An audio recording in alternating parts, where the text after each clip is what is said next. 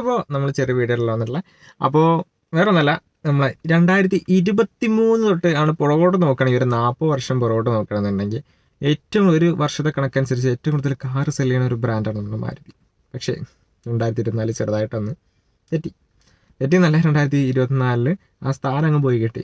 ഇപ്പോൾ നമ്മൾ ടാറ്റയുടെ പഞ്ചാണ്, അതായത് ടാറ്റ എന്ന ബ്രാൻഡും ടാറ്റയുടെ പഞ്ചാണ് ഏറ്റവും കൂടുതൽ സെയിൽ ചെയ്ത കാർ 2024.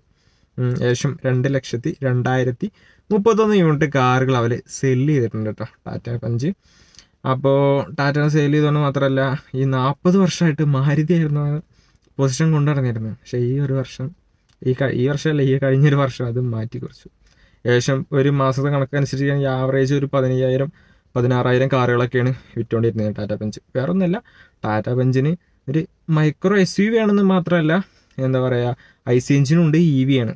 അതുകൊണ്ട് ചെറിയ ചെറിയ ഫാമിലി കാറായിട്ട് അത്യാവശ്യം എല്ലാവരും മേടിക്കും. ഇപ്പോൾ ഒരു വാഗ്നർ മേടിക്കാൻ ഉദ്ദേശിക്കുന്ന ആൾക്കാർ പെട്ടെന്ന് തിരിയുന്ന ഒരു മോഡലായി ടാറ്റ പഞ്ച്.